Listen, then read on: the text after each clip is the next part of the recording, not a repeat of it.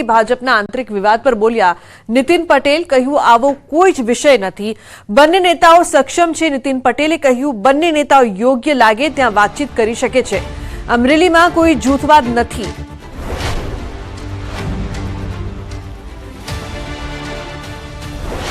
તો મહત્વનું છે કે કોઈ જૂથવાદ નથી તેવું નીતિન પટેલ કહી રહ્યા છે। બંને નેતાઓ યોગ્ય લાગે ત્યાં વાતચીત કરી શકે છે। ભાજપના આંતરિક વિવાદ પર નીતિન પટેલે આ નિવેદન આપ્યું છે। સાથે જ કહ્યું છે કે કોઈ વિવાદ નથી, કોઈ જૂથવાદ પણ નથી। આ નિવેદન તેમણે આપ્યું જે પ્રકારથી જે આંતરિક જૂથવાદની વાત થઈ રહી હતી તેમણે કહ્યું છે કે આવો કોઈ જ વિષય નથી।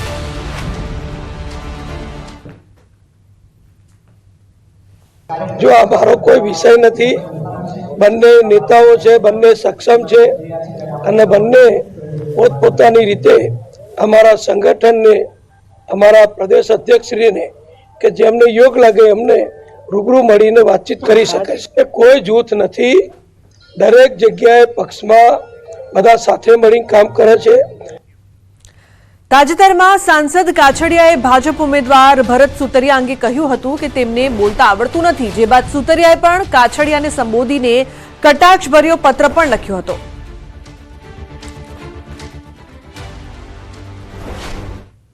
તો પ્રધાનમંત્રી નરેન્દ્ર મોદીએ ન્યૂઝ 18ના સંવાદદાતા અમીશ દેવગન સાથે ખાસ વાતચીત કરી, જેમાં પીએમએ ઇન્ડી ગઠબંધન પર પ્રહાર કરતા કહ્યું કે ઇન્ડી ગઠબંધન નેતા જ નક્કી નથી કરી શકતા। पहले 3 चरण के जो चुनाव हुए हैं उससे मैं साफ देख रहा हूं कि कांग्रेस पार्टी कहो या उसके साथी कहो जी, सबके सब एक प्रकार से दिशाहीन नजर आते हैं। अब देखिए, आपको कहीं पर भी इंडी अलायंस नजर नहीं आएगा। वो नेता नहीं तय कर पा रहे हैं, वो एजेंडा तय नहीं कर पा रहे हैं। उनको लगता है कि मोदी का घोर विरोध, मोदी को गाली गलौज जी, उसी से उनका काम चल जाएगा और वो उसी के आधार पर चुनाव जीतना चाहते हैं। देश इतना बड़ा देश जी, आज खास करके जो नौजवान मतदाता है जी, वो ये हमेशा सोचता है कि आखिरकार इतने बड़ा देश, इतनी विविधताएं, ऐसा कौन नेता है जी जो इसको संभाल पाएगा। नाम बताओ। इंडी अलायंस के लोग नाम नहीं बता पा रहे हैं और वो कहते हैं बाद में, फिर इतना भी कहते हैं कि भाई, अभी एक मैंने कहीं अखबार में पढ़ा, वो एक ऐसी फॉर्मूला ला रहे हैं जी, जिस फॉर्मूला में 5 साल में 5 प्रधानमंत्री, हर वर्ष एक प्रधानमंत्री। अगर हर वर्ष एक प्रधानमंत्री वो लाएंगे जी, तो आप मुझे बताइए कि देश का क्या होगा। आपको गांव के लोग बड़ी मजेदार कथा सुनाते हैं जी, कि एक बार 10 किसान इकट्ठे हुए जी, और उन्होंने सोचा कि भाई कुछ पानी के बिना क्या होगा, तो मिलकर के उन्होंने जो पानी की जांच करने वाले लोग हैं तो उनको बुलाया। तो कहा भाई पानी तो निकल सकता है, अगर 100 मीटर ट्यूबवेल कर देंगे तो पानी आपको निकलेगा और पानी मिलेगा। तो फिर 10 किसानों ने कहा ऐसा करो भाई 10 मीटर मेरे यहाँ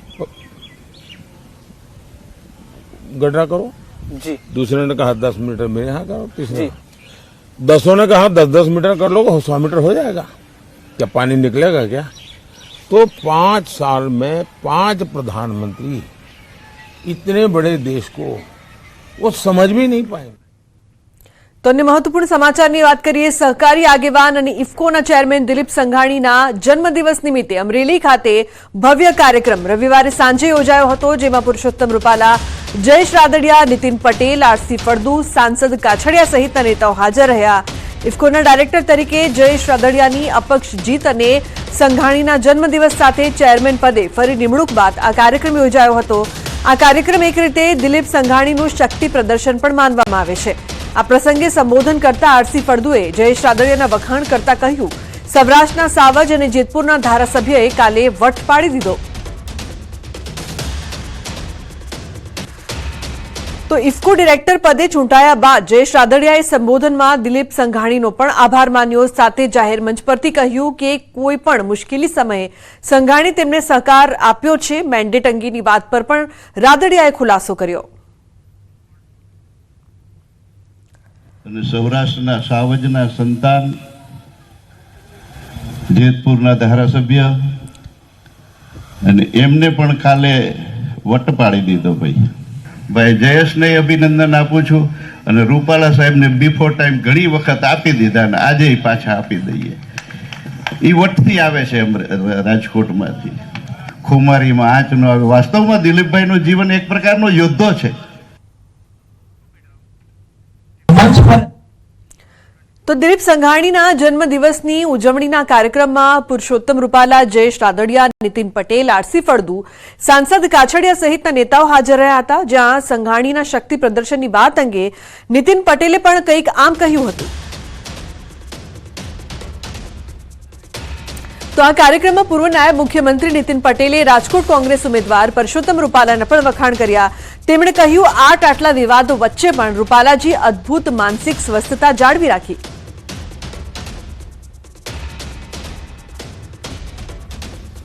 કે જેનું એક વખત હાથ પકડે પછી હાથ મૂકતા નથી, દિલીપભાઈએ સાબિત કરી બતાવ્યું છે. અને હું તો ત્યાં સુધી કહીશ, અમે રસ્તામાં આવતા હતા, ભાવેશભાઈ વાત કર્યું કે ભાઈ મનીષનું ધ્યાન રાખે છે ને એનાથી વિશેષ એને મારું ધ્યાન રાખ્યું છે. અને કાલે મેં એક પ્રશ્નના જવાબમાં પણ કીધું હતું. કાલે મેં જવાબ આપ્યો હતો કે ભારતીય જનતા પાર્ટીના કમળના સિમ્બોલ ઉપર ચૂંટાઈને એક પ્રતિનિધિત્વ કર્યું છે, એવું પણ મેં કાલે જવાબ આપ્યો હતો. સહકારી ક્ષેત્રનું માળખું, રાજકીય વાત હોય કે સામાજિક વાત, અમે તમારી સાથે છીએ, તમે આગળ વધો. અને ત્યારે એ ઘટનાની અંદર સંઘાણી સાહેબે મજબૂત રીતે મારી સાથે ઉભા રહી અને વટભેર આ ઇફકોની અંદર પહોંચાડવામાં પણ સંઘાણી સાહેબે ખૂબ મદદ કરી છે. એમનું પણ ઋણ ક્યારેય હું ભૂલી શકું એમ નથી. જો આ કોઈ શક્તિ પ્રદર્શન નથી. દિલીપભાઈ સંઘાણી ઇફકોના ચેરમેન બન્યા એ પહેલા મને અહીંયાથી ડોક્ટર કાનાબાર તરફથી આમંત્રણ આપવામાં આવેલું. દિલીપભાઈનો જન્મદિવસ અમરેલી શહેરની વિવિધ સામાજિક સેવાભાવી સંસ્થાઓ દ્વારા ઉજવવાનું નાગરિક સમિતિ તરફથી નક્કી કરવામાં આવ્યું છે. એટલે ઘણા લાંબા સમય પહેલા મને આમંત્રણ આપ્યું હતું અને મેં અહીંયા આવવાની સંમતિ પણ આપી હતી.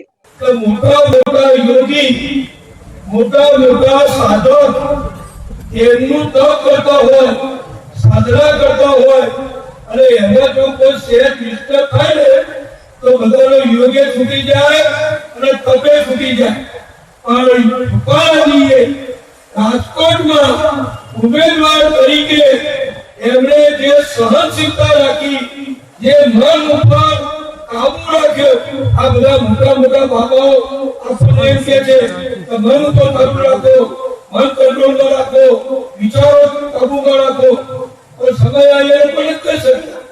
પણ રૂપાલાજી નથી સાધુ, નથી રૂપાલાજી યોગી, પણ રૂપાલાજીએ એક યોગીને અને સાધકને પણ શીખવાડે એવી શાંતિથી આ ચૂંટણી દરમિયાન જે એમના ઉપર આરોપ થયા, જે આંદોલન થયા, જે રેલીઓ નીકળી, બધું થયું, આખી દુનિયાએ જોયું.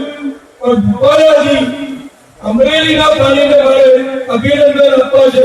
હું માનું તમે બધા એવા શાંત વખત ચોક્કસ હશો. તમે શાંત જ છો બધા. અમારા બાજુના કઈ હોત તો કદાચ પૂરું હોત. અમે આટલું મનને કંટ્રોલ કરી શકીએ.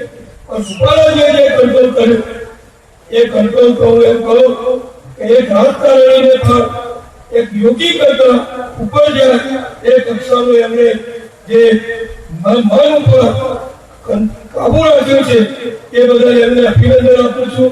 અમે બધા હોશિયાર છો. પહેલા લડાઈ થતી નહીં રજવાડાઓની તો પોતાના મેદાનમાં કોઈ નતું કરતું, બીજાના મેદાનમાં જે લડાઈ કરતા હતા. આજે અમરેલી એવું કર્યું, તમે રાજકોટનું ક્ષેત્ર પસંદ કર્યું. રૂપાલા સાહેબ તો ત્યાં કારણ કે ત્યાં આગળ અમે રાજ્યસભામાંથી મોદી સાહેબે નિર્ણય કર્યો કે તમારે ચૂંટણી લડી બજારી વચ્ચે જય વિજય સિદ્ધ કરીને ફરીથી દિલ્હી આવવાનું છે અને એમને આદેશનું પાલન કર્યું પણ બીજા જે લોકો સામના કરી શકે અમરેલીના વિકાસને અમરેલીના એક વ્યક્તિ જે મોટો થાય તો એને આપણે મોટો કરવો જોઈએ એને મદદ કરવી જોઈએ એના બદલે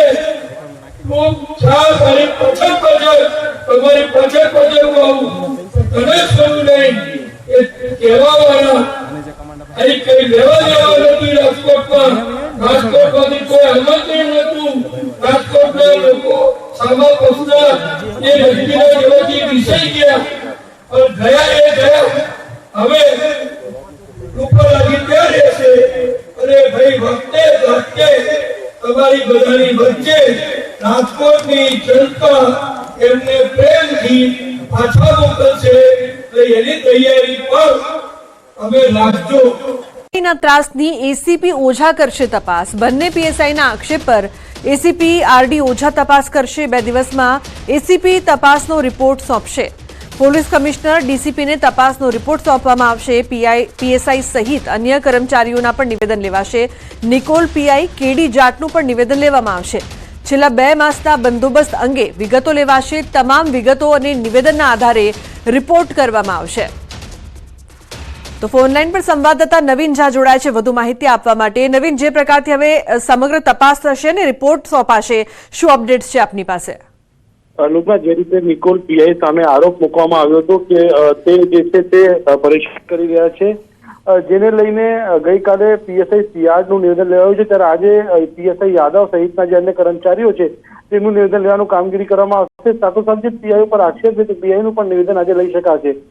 આ રિપોર્ટ તૈયાર કર્યા બાદ એસીપી આરડી ઓઝા છે તે ડીસીપી અને ઉચ્ચ અધિકારીઓને પોતાનો રિપોર્ટ સોંપશે કે કઈ રીતે જે આક્ષેપ કરવામાં આવી રહ્યો છે તેમાં કેટલા સત્ય છે અને શું હકીકત છે. કારણ કે બંદોબસ્તને લઈને આ પ્રકારનો વિવાદ ઉભો થયો છે, તો છેલ્લા 2 મહિનાનું જે બંદોબસ્ત રિપોર્ટ છે તે પણ મંગાવવામાં આવ્યા છે. લુબના જી બિલકુલ નવીન, આભાર આ સમગ્ર માહિતી બદલ. તો નીટ પરીક્ષા કાંડના આરોપીઓને કોર્ટમાં રજૂ કરવામાં આવશે. 2 આરોપીઓને રિમાન્ડની માંગ સાથે રજૂ કરાશે. તુષાર ભટ્ટ, આરિફ વોરાને ગોધરા કોર્ટમાં રજૂ કરાશે. પોલીસ દ્વારા 20 મે સુધીની રિમાન્ડની માંગ કરી શકે છે. 3 આરોપીઓનું ક્રોસ ઇન્ટ્રોગેશન પણ કરી શકે છે.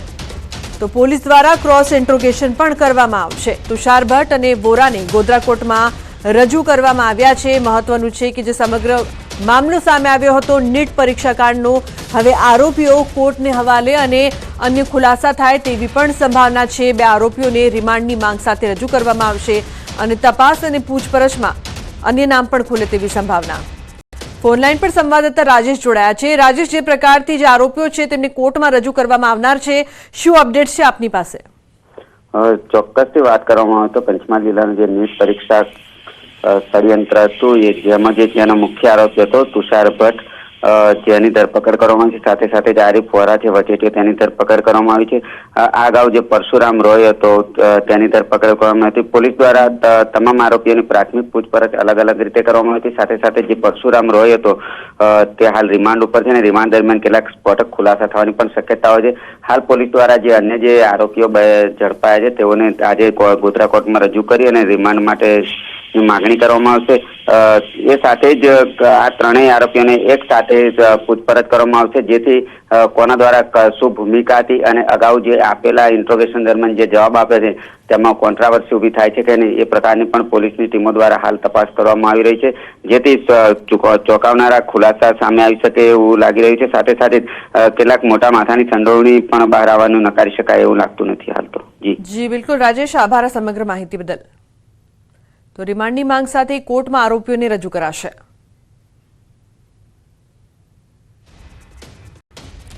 મહત્વનું છે કે તુષાર ભટ્ટ, વોરાને ગોધરા કોર્ટમાં રજૂ કરવામાં આવશે અને મોટા માથાઓના નામ ખુલે તેવી પૂરેપૂરી સંભાવના આ સમગ્ર નીટ પરીક્ષા કાંડમાં જોવા મળી રહી છે. જ્યારે પૂછપરછ થશે ત્યારે અન્ય ખુલાસા થાય તેવી પણ સંભાવના. પંચમહાલમાં ગોધરા પરવડી બાયપાસ પાસે અકસ્માત સર્જાયો છે. બાયપાસ ચોકડી પાસે ટેન્કર ડિવાઈડર કૂદીને રોંગ સાઈડમાં ખાબક્યું.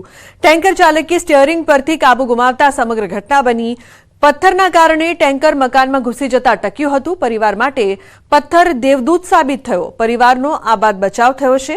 ટેન્કરમાં સવાર પરિવારને ઈજા પહોંચી છે. પથ્થરના કારણે ટેન્કર મકાનમાં ઘૂસી જતા અટકી ગયું. પથ્થર હતા એટલે ગાડી રોકાઈ ગઈ, એટલે અમે બચી ગયા. અમારો જીવ જોખમમાં લઈને ફરીએ. અહીંયા રાત્રે ઊંઘીએ તો બી અમારે મુઠ્ઠીમાં જીવ રાખીને ઊંઘવું પડે. અહીંયા બમ્પ કશું મૂકતા જ નથી મોટા. આ બમ્પ મૂકેલા છે પણ બધા નાના. સંવાદદાતા રાજેશ જોડાયા છે વધુ માહિતી આપવા માટે. રાજેશ, જે અકસ્માતની સમગ્ર ઘટના સામે આવી છે અને પથ્થરના કારણે પરિવાર બચી ગયું, શું અપડેટ છે આપની પાસે? જી લુબના ચોક્કસ વાત કરવામાં આવે તો ગત રાત્રિએ ગોધરાના પરવડી બાયપાસ ચોકડી ઉપરની આ ઘટના છે. આ ઘટના દરમિયાન જે ગણતરીની ક્ષણો માટે જે પરિવારે જે ભગવાને બચાવી લેતા એવો એક અહેસાસ વ્યક્ત કર્યો હતો. આ સમગ્ર ઘટનાની જો વાત કરવામાં આવે તો એક ટેન્કર હતું જે દાહોદ રોડ ઉપરથી આવી રહ્યું હતું અને સ્ટીરિંગ ઉપરનો કાબુ ગુમાવતા ટેન્કર ચાલકે રોંગ સાઈડ ઉપર ગયો હતો અને રોંગ સાઈડ પર માત્ર 50 ફૂટના અંતરે મકાન હતું. એના પૂર્વે એક પથ્થર આવી ગયો હતો અને પથ્થર આવી જતા ત્યાં ટેન્કર અટકી ગયું હતું, જેથી પરિવારનો આબાદ બચાવ થયો હતો. સાથે સાથે એક મકાનનો પણ આબાદ બચાવ થયો હતો. આ ઉપરાંત જો વાત કરવામાં તો આ પથ્થર બે પરિવાર માટે દેવદૂત સમાન સાબિત થયો છે. ટેન્કર હતું, તેમાં ટેન્કરનો ચાલક, તેની પત્ની અને બે પુત્રો હતા નાના. તેઓનો પણ બચાવ થયો છે. જેનો એક નાનો પુત્ર હતો તેને ગંભીર ઈજાઓ પહોંચી છે, જેની પત્નીનો આબાદ બચાવ થયો છે. આ પરવડી ચોકડીની વાત કરવામાં તો આ ચોકડીને જ્યારથી આ નિર્માણ થયું ત્યારથી એને આંધળી ચોકડી તરીકે માનવામાં આવે છે.